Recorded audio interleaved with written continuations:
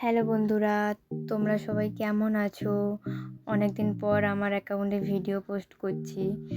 কালকে চিড়িয়াখানা গেছিলাম, চিড়িয়াখানার কিছু মুহূর্ত তোমাদের সাথে শেয়ার করছি।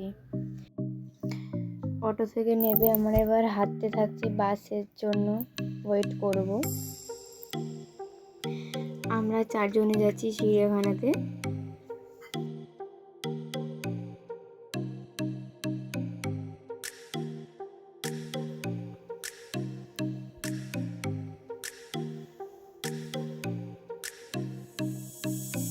আমরা বাসের জন্য ওয়েট করছিলাম, বাস এসে গেল, বাসে উঠবো।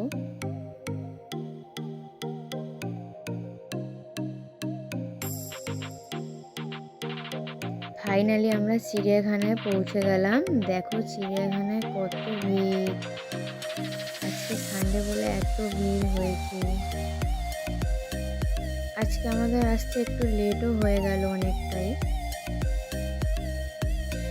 চলো এবারে চিড়িয়াখানার ভেতরের জিনিস তোমাদের সাথে শেয়ার করব আস্তে আস্তে, মানে যা যা দেখবো পুরোটাই একটু একটু করে তোমাদের কাছে শেয়ার করবো। চলো তোমরা দেখবে।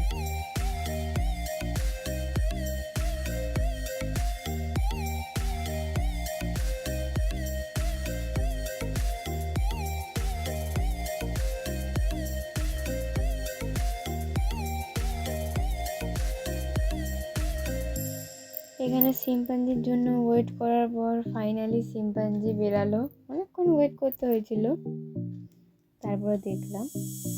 যত বেলা হচ্ছে কালকে তত ভিড় হচ্ছে। কাল সানডে ছিল, এমনিতেই সবার ছুটির দিন, ভিড় হওয়ারই কথা। আবার 25শে ডিসেম্বরের আগে রবিবারটা কাল ছিল বলে আরও ভিড় হয়েছে। কিছুটা ঘুরে নেওয়ার পর এদিকে আমরা একটু খেতে বসে গেলাম। একটু খেয়ে নিয়ে তারপরে আবার একটু ঘুরবো। চলো আমরা এখন একটু খেয়ে নিই, খাওয়া দাওয়ার পর তারপরে আবার বাদবাকিগুলো দেখাচ্ছি তোমাদের।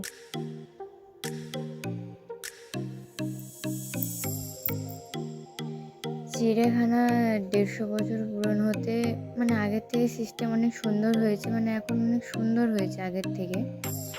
মানে 150 বছর পুরনো হয়েছে বলে মানে অনেক কিছু নতুন করেছে, অনেক কিছু সুন্দর করেছে। তোমরা দেখো পুরোটা।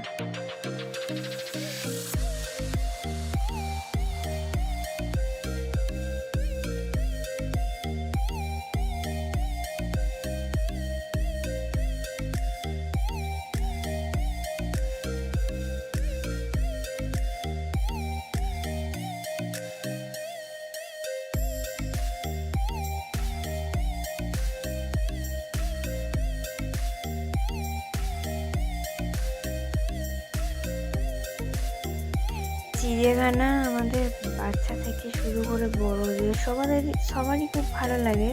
মানে তোমরা বলতে পারো চিড়িয়াখানাটা পিকনিকের মানে স্পট, মানে পিকনিক করা, মানে ঘর থেকে খাবার তৈরি করে নিয়ে গিয়ে সবাই মিলে একসাথে খাওয়া, খুবই আনন্দ, মানে খুবই ভালো লাগে।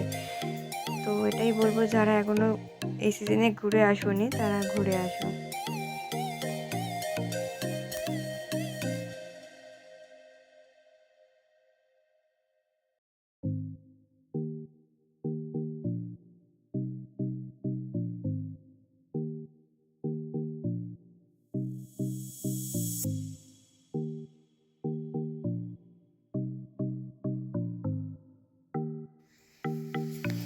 এবারে আমরা চিড়িয়াখানা থেকে বেরিয়ে পড়ছি, মানে একদম শেষেই, মানে প্রায় বলতে পারো অন্ধকার হয়ে এসেছে অনেকটা। চিড়িয়াখানা থেকে বেরাচ্ছি, কত ভিড় দেখো না, গেটের মুখে অনেক ভিড়।